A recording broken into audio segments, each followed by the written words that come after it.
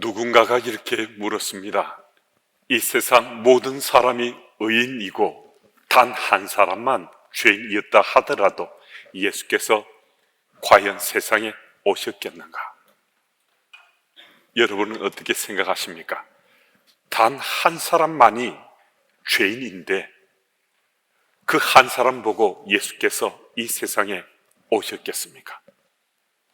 예수님은 모든 사람이 의인이고 단 한 사람만 죄인이었다 하더라도 세상에 오셨을 것입니다. 왜 그런 줄 아십니까? 여러분, 왜 그런 줄 아십니까? 예수님은 바로 죄인된 나를 사랑하시기 때문입니다. 예수님, 나 때문에 이 세상에 오셨다는 겁니다. 이 사랑을 믿으면, 예수님이 이 사랑을 믿으면 오늘 우리는 세상 속의 그리스도인으로 살고 싶어집니다. 그리고 오늘 이 자리에 우리가 함께한 까닭도 그 사랑이 있기 때문에 이 자리에 함께하고 있습니다. 어쩌면 우리는 이 땅에 단 한 사람의 그 죄인이 우리였을 수 있습니다. 그런데 우리는 지금은 구원받은 그리스도인이 되어서 이 예배의 자리에 함께하고 있습니다. 그런데 여러분, 우리 중 적지 않은 사람들은 분명 예수 믿고 구원받은 그리스도인이 되었음에도 옛 삶의 굴레에서 여전히 속박되어 살아간다는 겁니다. 옛 삶의 굴레에서 벗어나지 못하고 이러지도 못하고 저러지도 못하는 그런 삶을 산다는 것입니다. 반은 예수님, 반은 세상에 내 삶을 걸고서 사는 것 같습니다. 예수님은 반은 믿는 거고요, 또 세상도 반은 믿고 살아가는 그런 삶의 모습이 나의 신앙의 현 주소일 수 있다는 것입니다. 정말 그래도 되는 겁니까? 정말 우리가 그렇게 살아도 그리스도인인 겁니까? 예수님을 나의 구주로, 나의 그리스도를 믿는다는 것은 예수님을 내 인생의 주인으로 모시고 산다는 거거든요. 예수님의 그 삶, 전하신 복음이 우리 삶의 최고의 가치가 되었고 핵심 가치가 되었는데요,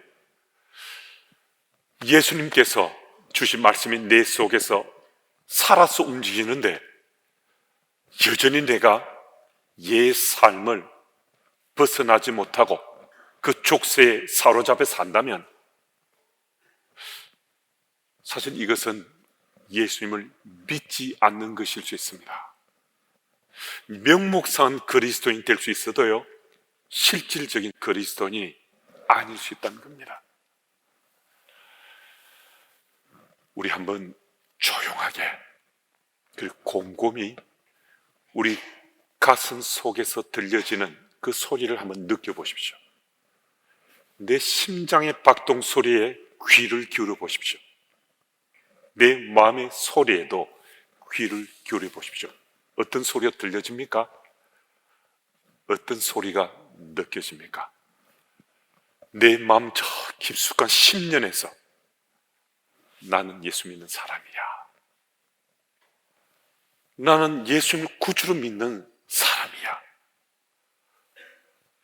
우리들 중에 절대 다수는 아마도 내 깊은 속마음에서 나는 예수 믿는 사람이야 라는 소리를 외치고 있을 수 있습니다.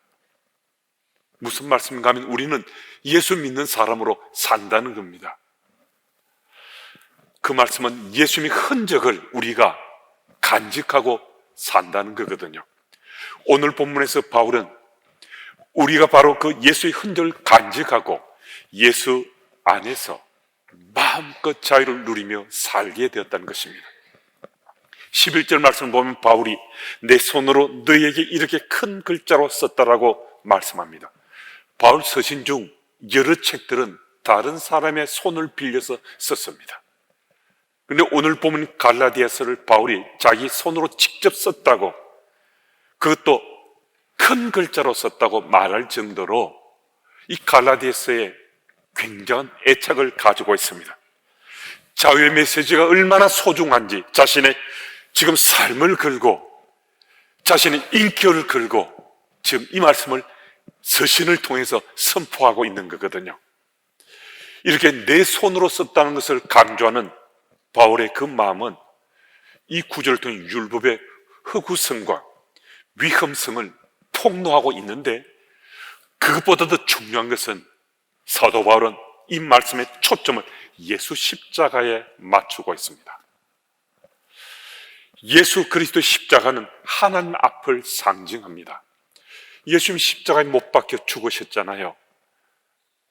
병사들도 또 대제사장들과 장로들의 하석들도 그 주변을 둘러싸고 많은 여인들, 구경꾼들도 그 자리에 함께 했는데, 예수님은 그 순간 오직 단독자로 하나님 앞에 홀로 계셨다는 겁니다. 그러니까 하나님 앞에 계셨다는 겁니다. 예수님의 십자가는 하나님 앞에 홀로 지신 겁니다. 다른 누군가가 대신해서 지어주신 것이 아니라, 그래서 예수님의 십자가를 생각하면요, 언제나 하나님 앞입니다. 여러분과 제가 예수께서 십자가 지신 걸 생각하면 그 현장은 언제나 하나님 앞입니다. 그래서 여러분과 제가 예수 믿는 자로서 이전과 다른 삶을 살고 싶은 거예요. 나는 이제부터 새로운 믿음의 삶을 살고자 결단하며 하나님 앞에 서고 싶다면요, 우리는 예수님 십자가를 기억하고 십자가가 내 속에 살아 움직이길 원하며 살면 우리는 하나님 앞에 설 수 있는 겁니다.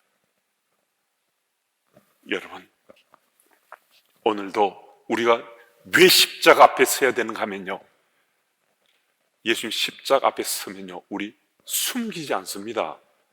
감추지 않고요, 우리 생에 어떤 문제든지 다 털어놓습니다. 다 맡기게 되어 있습니다. 그래서 믿음의 삶을 제대로 살기 원한다면, 바르게 살기 원한다면 예수 십자가가 우리 마음의 중심에, 우리 삶의 자리에 세워져 있어야 된다는 겁니다. 예수님의 십자가가 우리 마음밭에 세워져 있으면요, 그 십자가는 교회 안에만 있는 것 아닙니다. 가정에만 있는 것 아닙니다. 일터에 있는 것이 아니고 내 마음에 세워진 십자가는요, 이동식입니다.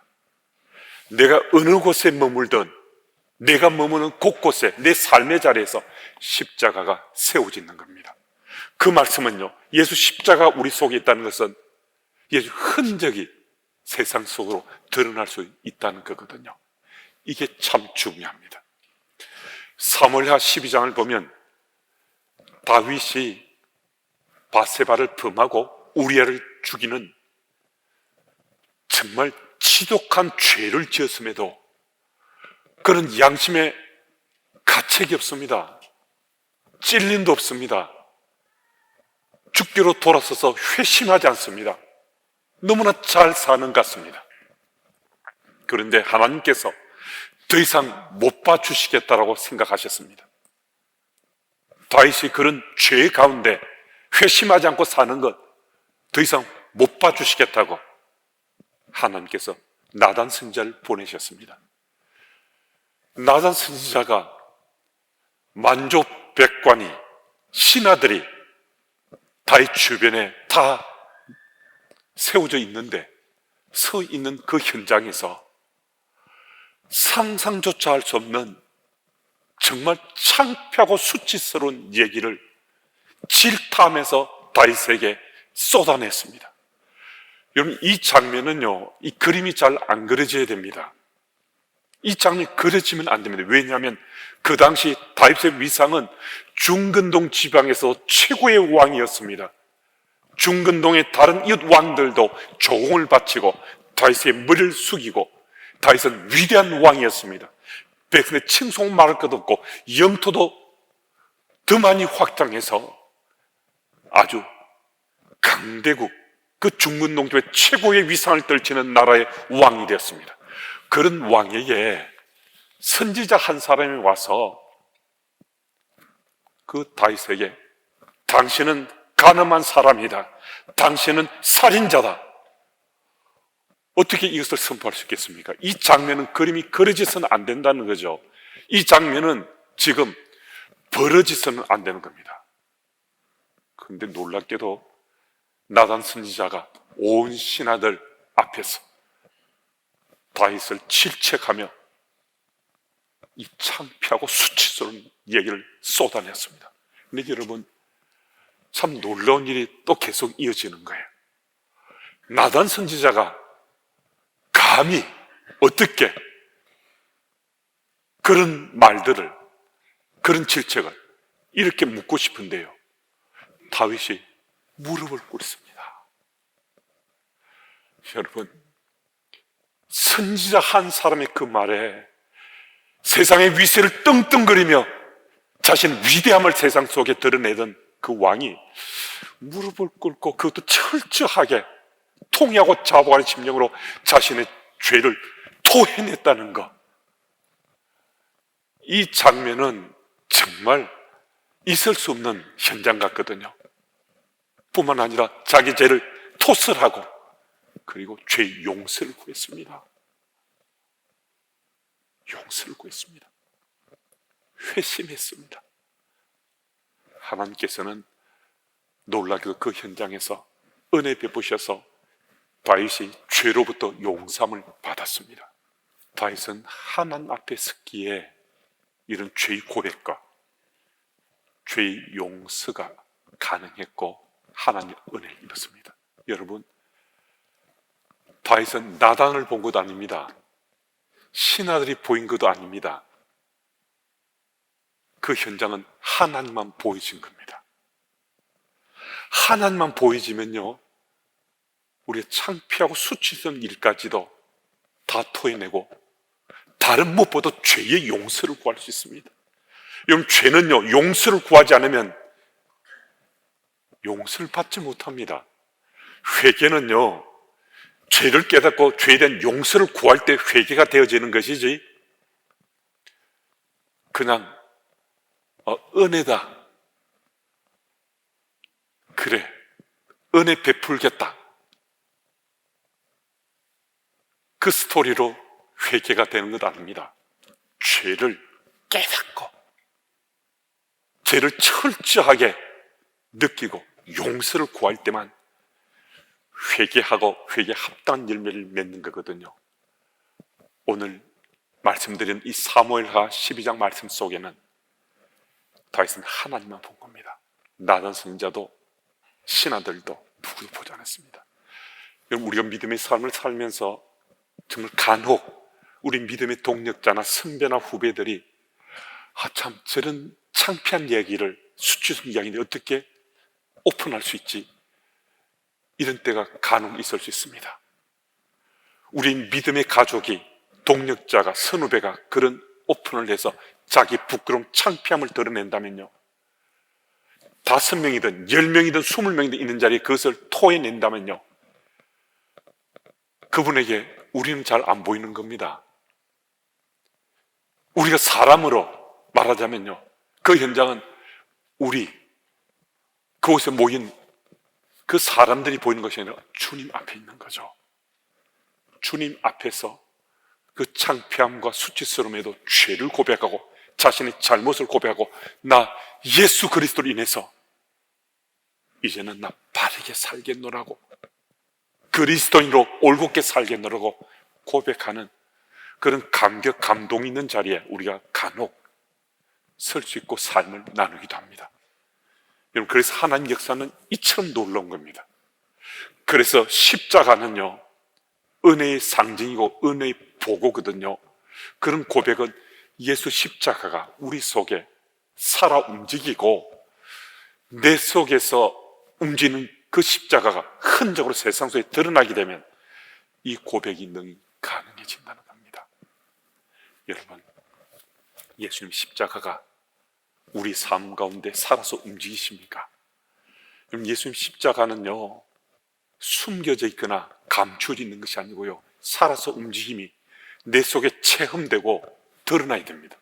내 속에 드러난다는 것은요, 세상 속에서도 그게 흔적이거든요. 그리스도의 흔적이거든요. 그게 세상 속에 드러나게 되는 겁니다.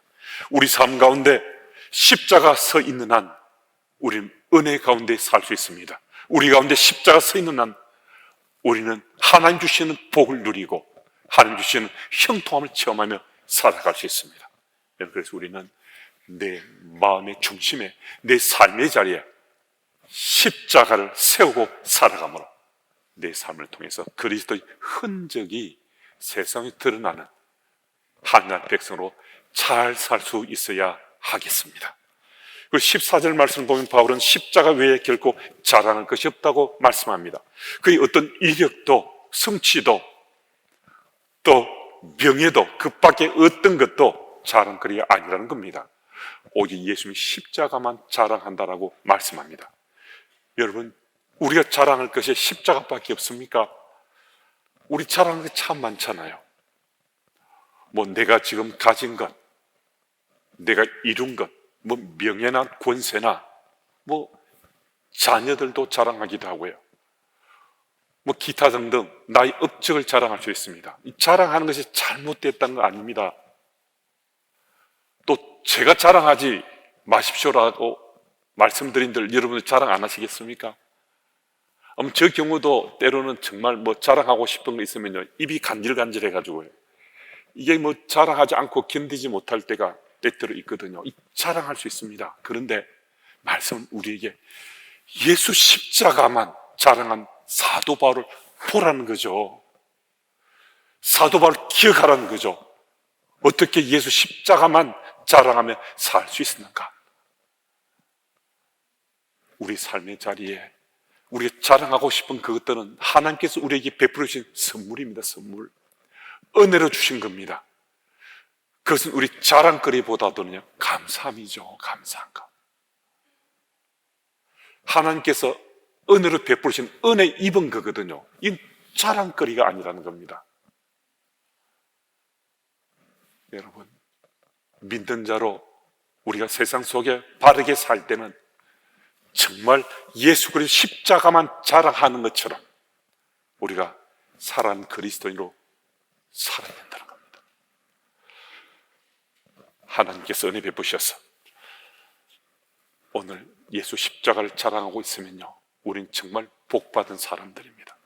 우리들도 정말 예수 십자가가 내게 느껴지지 않고 그 은혜 감격이 없다면요, 우리는 정말 가슴 아파. 우리는 정말 펑펑 울면서 주님, 십자가가 제 속에 살아 움직이고 십자가가, 예수님의 십자가가 느껴지는 그 삶을 살게 해 주십시오라고 정말 메어 달리고 또 메어 달려야 됩니다. 여러분, 하나님께서는 우리 은혜 베푸십니다. 제 자신도 예수 십자가, 정말 십자가 없는데도 제가 잘 살아가는 것 같고 사역도 별 문제 없이 하는 것 같은 그런 때가 어찌 한때 두 때만 있었겠습니까? 어쩌면 앞으로도 제 삶 가운데 그런 때가 있을 수 있습니다. 하나님 주님께서는 소망을 가지면요, 간절한 마음을 가지면요, 십자가 내 속에, 우리 속에 살아 움직이게 해 주십니다. 그 소망 가지고 오늘도 예수 십자가 내 속에 살아 움직임으로 그 흔적을 세상에 드러내면서 하나님 나라 백성으로 잘 살아내시는 여러분들이 다 되시기 바랍니다. 그리고 17절 말씀을 보면 사도 바울은 자신의 몸에 예수의 흔적을 가졌다고 말씀합니다.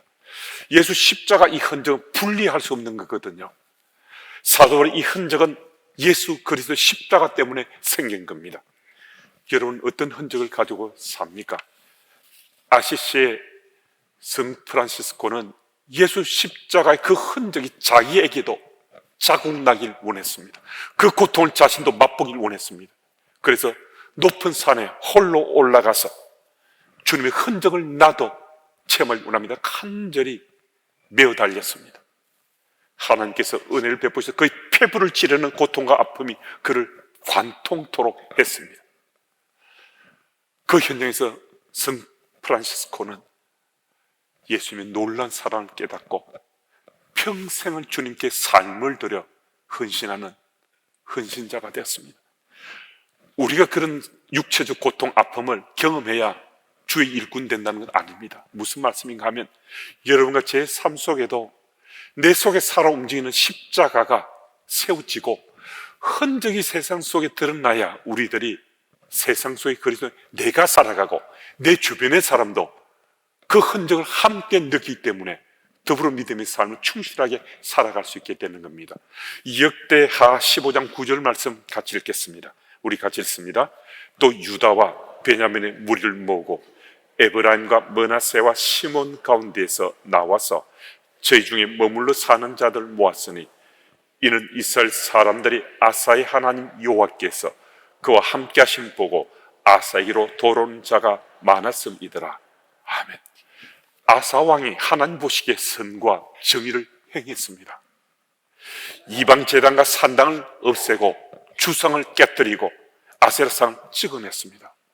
유다 사람들에게 하나님의 계명과 하나님의 법을 지키라고 선포했을 뿐만 아니라 아사 왕은 자신의 삶으로 하나님께서 나와 함께하고 계시다는 것을 세상에 드러내며 살았습니다.